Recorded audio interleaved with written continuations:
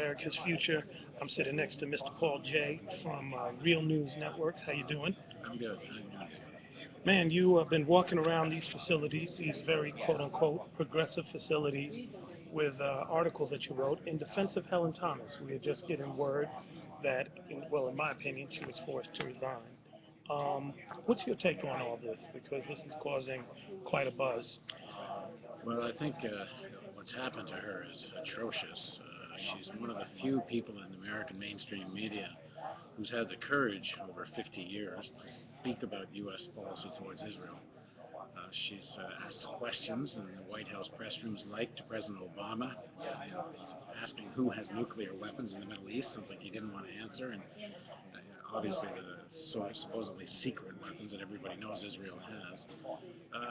There's been a tremendous ganging up. Let's look at what she actually said. She's sitting out, I guess, in a park somewhere. I don't know the exact situation. Somebody she doesn't know sticks a video camera in front of her face and says, anything to say about Israel?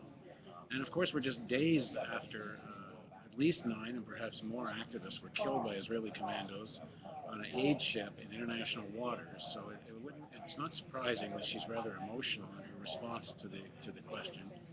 And she says it's time for, asked about Israel, it's time for them to get out of Palestine, which means Israel. The question wasn't what do you think of Jews, but I suppose that's what she meant.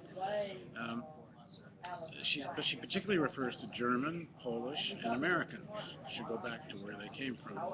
Now, part of the outrage that we're hearing is how could she dare say that these people should go back to Germany and Poland, the places that killed them, except everyone knows today's Germany is not Germany of Hitler. So, in fact, it wouldn't surprise me. There's a lot of unemployed Israelis right now that if you offered them the same deal that you're giving settlers, in other words, go back to Germany, we'll give you a house and a job. I'd like to see how long the lineups are to go precisely to Germany. And let's also talk about why so many Jews went to Palestine right after World War II. And it's because the United States, Canada, and England wouldn't let Jews in. The Jewish quota that prevented Jewish immigration to North America and England was not relaxed, even after it became clear how many Jews had died in concentration camp ovens. And in fact, it was, and another important piece of it, it was Zionist organizations in the United States that did not lobby to relax immigration quotas so Jews could get into the United States. They lobbied so that Jews could go to Palestine because their objective was to establish a state, not the relief of the refugees sitting in camps in Europe. Right. Now, I had a discussion about this morning, and somebody said that it was atrocious for her to suggest that they go back. And, and the point that was being made is like, where they're going to go. This is their home. And if I remember correctly, you can correct me if I'm wrong, Uganda was a place that they were considering setting up, the state in 1948. So it wasn't really this religious significant place that people could talk about when they were considering a number of spots. Yeah, I think that was in consideration, but I don't think it would be correct to say it wasn't of religious significance. Jerusalem has been in the prayers of Jews for centuries and centuries, and there's no question Jerusalem had symbolic resonance, importance to Jews. But when Jews emigrated, they didn't go to Palestine on the whole. When they could, they went to America, and they went to other countries. Well, that's what I was meaning, that if they had set it up in Uganda, we would have had people there, well, and not necessarily. I don't know how serious. I know Uganda was mentioned around the time of the Balfour Declaration. I don't know how serious it was. I don't think it's that Jews didn't go to Palestine.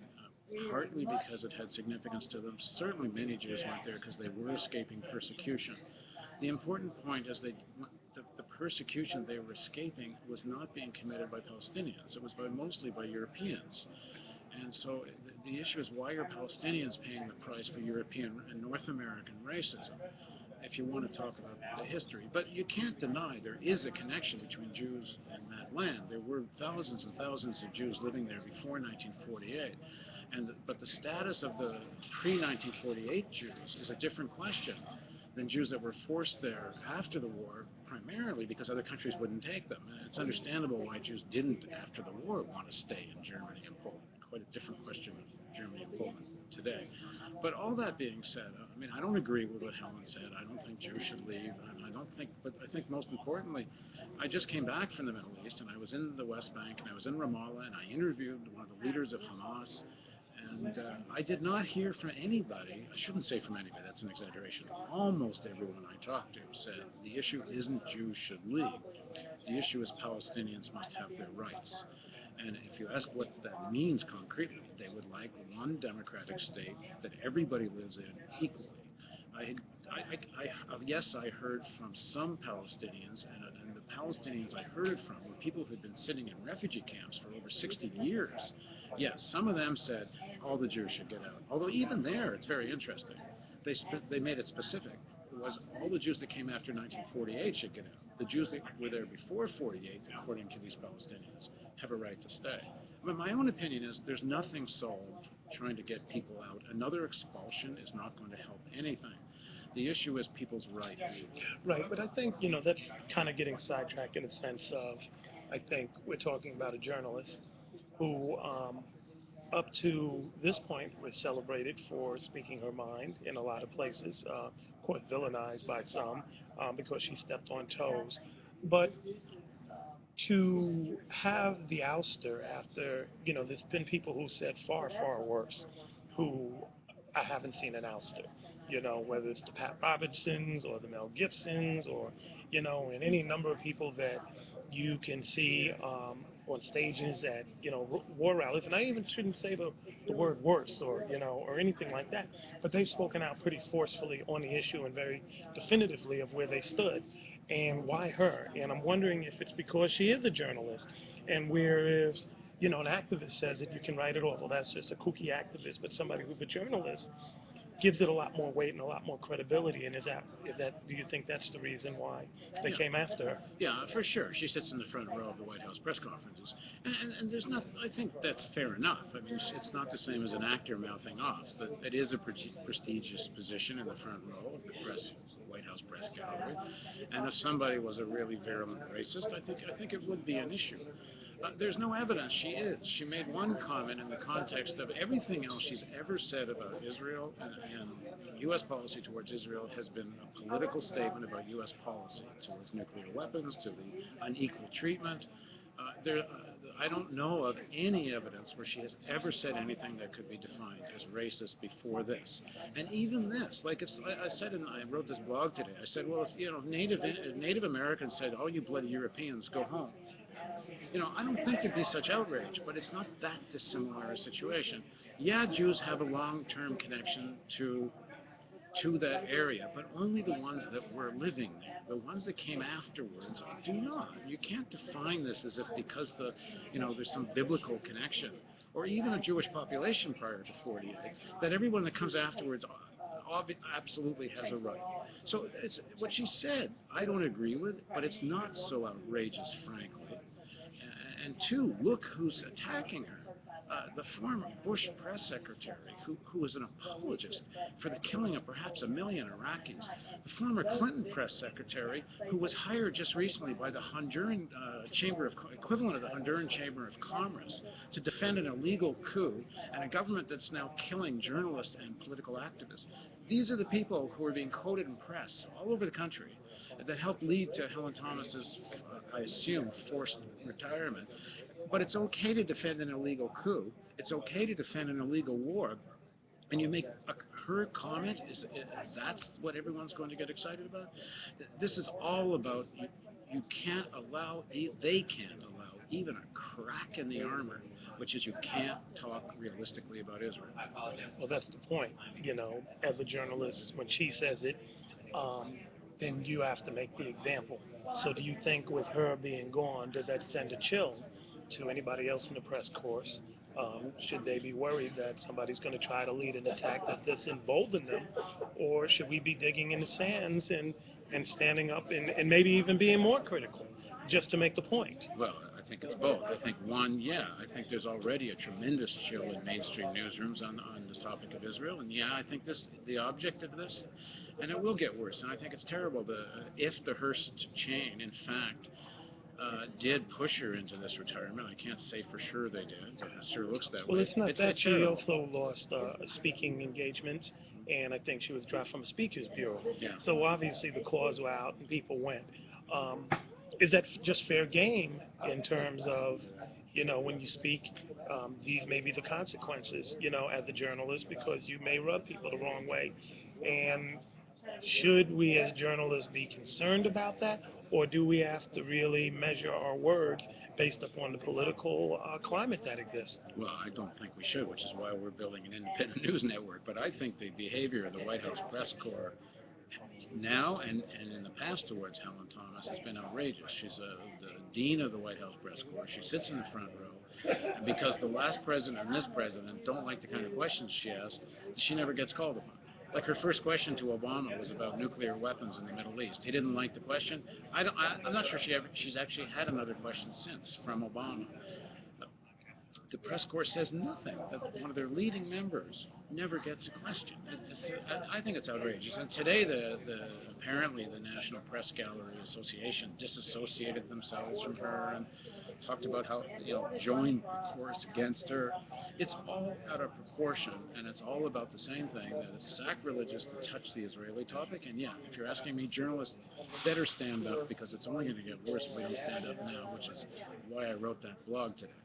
I had a discussion, we're talking with Paul Jay from Real News Network, about the retirement or forced retirement of Helen Thomas, the dean of the White House press corps, over her remarks about Israel and the Middle East.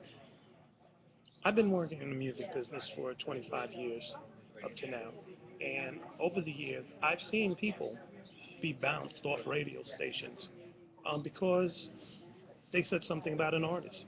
And because we have so much money that gets exchanged on the commercial side, somebody's able to pick up a phone and, like, I don't like what this jock said. And they're either silenced or they're told to leave, depending on really the degree that the stations, the label heads want. Um, I bring this up because oftentimes we talk about news is objective, people are just there to report and all this other stuff. And I've always made the case that, especially in mainstream media now, it's all about dollars and cents and what those clients who are paying those dollars and cents want. The music industry being more of a canary in the coal mine, but obviously it goes on in so many things. I mean, I remember my old boss, telling me, look, Nike just paid $500,000 for commercials, and we need to have Phil Knight on to defend and talk about why they have sweatshops. And here's the list of questions to ask them. No, that was it. That was going to be the report. So with that being said, how is this any different, with the call for her head than what some of these people that are much more that we would say are egregious in their actions? How's that any different? Well, I guess it's not. The only difference here is that what's at stake. I mean, I think it's terrible people got bounced off of music shows, but what's at stake here is one of the tiny handful of journalists who would speak truthfully, or try to speak as truthfully as she can at any rate, without being intimidated, about one of the most critical foreign policies of our time. What you said earlier is true. This is going to be more chill. What's at stake is more chill in all the newsrooms. And if journalists don't stand up right now and say no to this and start having an honest, realistic conversation about the politics of the Middle East, then we're back into a new kind of McCarthyism, and maybe we already are more than halfway there. But we thought we escaped that with Bush. But here we are under Obama, and the chill is, well, that's pretty chilling. I mean, should he be stepping out and saying something? Of course he should. He should be doing a lot more. But he's not. No, his press secretary Gibbs came out and attacked Helen Thomas. They joined the course. What is somebody like you who has your own network, or some of the other ones that are around, maybe a Democracy Now! Or something like that, do they go out and pick up a Helen Thomas? Yeah, I'm going to call her tonight. Her desk is on the cell. We work out of the office, same office as she does. So I'm going to. We'll try to find her when she's cleaning at her desk and see if she wants a new gig. Seriously, I think we should. Oh, I'm being very serious. So there you have it. Next steps, Paul. Next steps in terms of what? What we should be doing. Well, I think everybody should start writing like mad. They should write the White House press corps. They should write the Hearst newspaper chain. They should get into the op-ed sections. There's two issues here. Whether you agree with what she said or don't. And I actually don't agree with the specificity of this statement. I don't think all Jews or all Israelis should leave. But that being aside, I do agree with much of her overall critique of the situation. But most importantly, I absolutely disagree with the fact she's being hounded out of her job for saying just because she spoke. When, if I remember the quote, she said they should leave Palestine, and I'm thinking more of the settlers.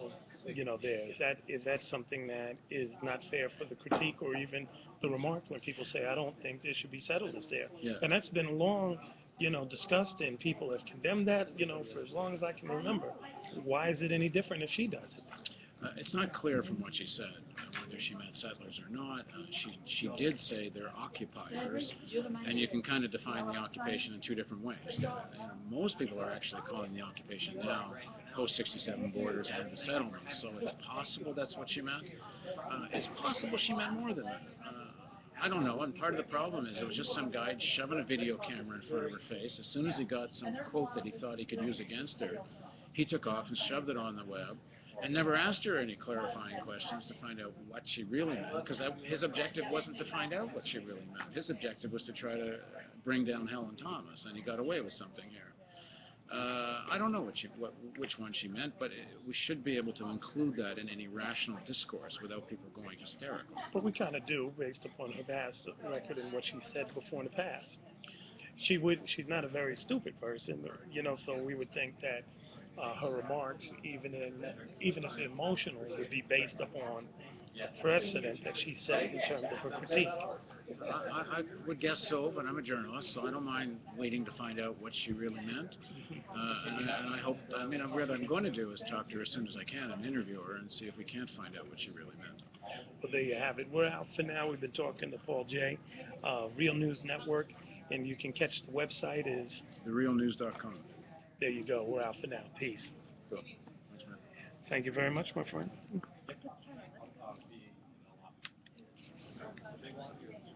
For America's Future, I'm sitting next to Mr. Paul J. from Real News Networks. How you doing? I'm good. Man, you have been walking around these facilities, these very quote-unquote progressive facilities, with an article that you wrote in defense of Helen Thomas. We are just getting word that, in my opinion, she was forced to resign. Park Center, I don't know the exact situation. Somebody she doesn't know sticks a video camera in front of her face and says anything to say about Israel. And of course, we're just days after at least 9 and perhaps more activists were killed by Israeli commandos on an aid ship in international waters. So it's not surprising that she's rather emotional in her response. What's your take on all this? Because this is causing quite a buzz. Well, I think what's happened to her is atrocious. She's one of the few people in the American mainstream media who's had the courage over 50 years to speak about U.S. policy towards Israel. She's asked response to the question, and she says it's time for.